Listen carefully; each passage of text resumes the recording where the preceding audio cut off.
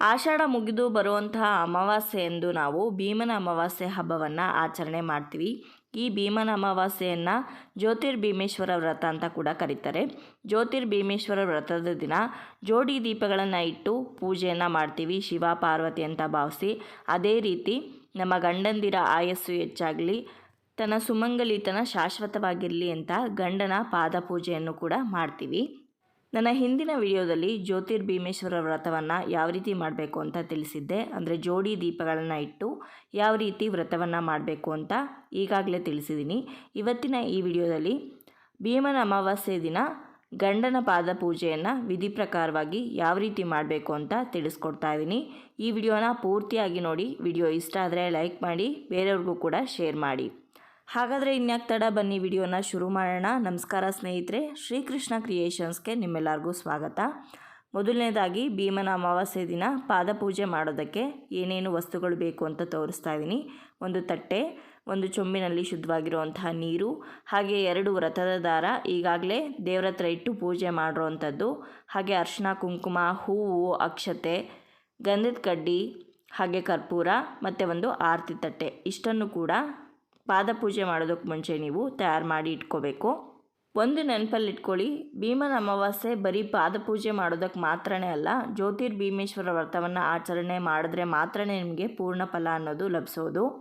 ಹಾಗಾಗಿ ಜೋಡಿ ದೀಪಗಳನ್ನು ಇಟ್ಟು ಪೂಜೆ ಮಾಡಿ, ವ್ರತದ ದಾರವನ್ನು ದೇವ್ರ ಹತ್ರ ಇಟ್ಟು ಪೂಜೆ ಮಾಡಿ, ಆನಂತರನೇ ನೀವು ನಿಮ್ಮ ಗಂಡನ ಪಾದಪೂಜೆಯನ್ನು ಮಾಡಬೇಕಾಗತ್ತೆ.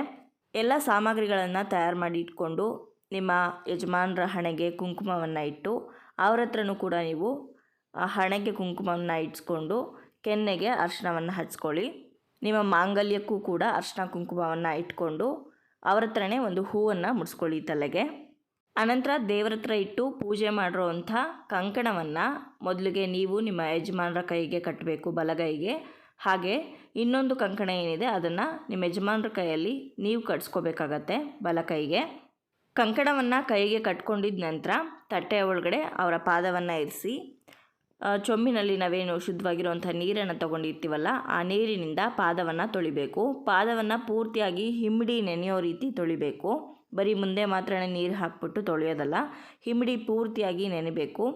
ಅನಂತರ ಆ ನೀರನ್ನು ತುಳಸಿ ಗಿಡಕ್ಕೆಲ್ಲ ಹಾಕಬಾರ್ದು, ಸಿಂಕಲ್ಲೋ ಎಲ್ಲಾದರೂ ಆ ನೀರನ್ನು ಹಾಕಿ ಅನಂತರ ಅವ್ರ ಪಾದಕ್ಕೆ ಅರಿಶಿನ ಕುಂಕುಮವನ್ನು ಹಚ್ಚಬೇಕು. ಅನಂತರ ಹೂಗಳನ್ನು ಕೂಡ ಇಡಬೇಕು. ಹಾಗೆ ಸ್ವಲ್ಪ ಅಕ್ಷತೆಯನ್ನು ಹಾಕಿ ಗಂಧದ ಕಡ್ಡಿನ ಹಚ್ಕೊಂಡು ಪೂಜೆಯನ್ನು ಮಾಡಬೇಕು. ಗಂಧದ ಕಡ್ಡಿಯಿಂದ ಪೂಜೆ ಮಾಡಿದ್ದಾದಮೇಲೆ ಕರ್ಪೂರವನ್ನು ಹಚ್ಕೊಂಡು ಮಂಗಳಾರತಿ ಮಾಡಬೇಕು. ಅನಂತರ ಮಂಗಳಾರತಿ ಆದಮೇಲೆ ಅವರ ಪಾದ ಮುಟ್ಟಿ ನಮಸ್ಕಾರ ಮಾಡಿಕೊಳ್ಬೇಕು, ಆಶೀರ್ವಾದವನ್ನು ಪಡ್ಕೊಳ್ಬೇಕು. ಹಾಗೆ ಅವತ್ತಿನ ದಿನ ನೈವೇದ್ಯಕ್ಕೆ ಏನಾದರೂ ಸಿಹಿ ಮಾಡಿರ್ತೀರಲ್ಲ, ದೇವರಿಗೆ ಇಟ್ಟು ನೈವೇದ್ಯ ಮಾಡಿರ್ತಿರಲ್ಲ, ಅದೇ ನೈವೇದ್ಯವನ್ನು, ಸಿಹಿಯನ್ನು ಅವ್ರಿಗೂ ಕೂಡ ತಿನ್ನಿಸಿ ನೀವು ಕೂಡ ತಿನ್ನಿ. ಪೂಜೆ ಎಲ್ಲ ಆದಮೇಲೆ ಕೊನೆಯದಾಗಿ ಕೆಂಪು ನೀರಿನ ಆರತಿ ಮಾಡಬೇಕಾಗತ್ತೆ. ಸುಣ್ಣ ಮತ್ತು ಅರಿಶಿನವನ್ನು ಹಾಕ್ಕೊಳ್ಬೇಕು ನೀರಿಗೆ. ಅದನ್ನು ಸ್ವಲ್ಪ ಕಲಕಿದಾಗ ಕೆಂಪು ಕಲರ್ ನೀರಾಗತ್ತೆ. ಅದಕ್ಕೆ ಸ್ವಲ್ಪ ಹೂಗಳನ್ನು ಹಾಕಿ ತುಪ್ಪದ ಬತ್ತಿಗಳನ್ನು ಹಚ್ಕೊಂಡು ಅದರಲ್ಲಿ ಆರತಿಯನ್ನು ಮಾಡಬೇಕು. ಆರತಿ ಮಾಡಿದ್ದಾದಮೇಲೆ ಆ ಕಪ್ಪು ಮಸಿ ಏನಿರುತ್ತೆ ದೃಷ್ಟಿ ಬೊಟ್ಟು, ಅದನ್ನು ಬಲಭಾಗದ ಹುಬ್ಬಿನ ಬಲಭಾಗಕ್ಕೆ ಇಡಬೇಕು. ಆಮೇಲೆ ಅವ್ರಿಗೇನಾದರೂ ಖುಷಿಯಾಗಿ ಏನಾದರೂ ಕಾಣಿಕೆ ಕೊಟ್ಟರೆ ಇಸ್ಕೊಳ್ಬೇಕು. ಯಾರು ಯಾರ ಹತ್ರನೂ ಎಕ್ಸ್ಪೆಕ್ಟ್ ಮಾಡಬಾರ್ದು. ಅವ್ರ ಖುಷಿಯಿಂದ ಏನು ಕೊಟ್ಟರು ಕೂಡ ಅದನ್ನು ಖುಷಿಯಿಂದನೇ ಅಕ್ಸೆಪ್ಟ್ ಮಾಡಿ. ಈ ರೀತಿಯಾಗಿ ಭೀಮನ ಅಮಾವಾಸ್ಯೆಯ ದಿನ ಗಂಡನ ಪಾದಪೂಜೆಯನ್ನು ಯಾವ ರೀತಿ ಮಾಡಬೇಕು ತಿಳಿಸಿ ಅಂತ ಕಮೆಂಟ್ಸ್ ಮಾಡಿದ್ದಕ್ಕೋಸ್ಕರ ಈ ವಿಡಿಯೋನ ಮಾಡಿದ್ದೀನಿ. ಈ ವಿಡಿಯೋ ನಿಮಗಿಷ್ಟ ಆಗಿದೆ, ಯೂಸ್ಫುಲ್ ಆಗಿದೆ ಅಂತ ಭಾವಿಸ್ತಾ ಈ ವಿಡಿಯೋನ ಇಲ್ಲಿಗೆ ಮುಗಿಸ್ತಾ ಇದ್ದೀನಿ. ವಿಡಿಯೋ ನಿಮಗಿಷ್ಟ ಆಗಿದ್ರೆ ಖಂಡಿತವಾಗ್ಲೂ ಲೈಕ್ ಮಾಡಿ, ಶೇರ್ ಮಾಡಿ, ಕಮೆಂಟ್ ಮಾಡಿ. ಚಾನಲ್ನ ಹೊಸದಾಗಿ ನೋಡ್ತಾ ಇರೋರು ಸಬ್ಸ್ಕ್ರೈಬ್ ಮಾಡ್ಕೊಳ್ಳಿ. ಮತ್ತೊಂದು ಸುಂದರವಾದಂತಹ ವಿಡಿಯೋದೊಂದಿಗೆ ಮತ್ತೆ ಭೇಟಿ ಆಗ್ತೀನಿ. ಅಲ್ಲಿಯವರೆಗೂ ಧನ್ಯವಾದಗಳು. ಲೋಕ ಸಮಸ್ತ ಸುಖಿನೋ ಭವಂತು.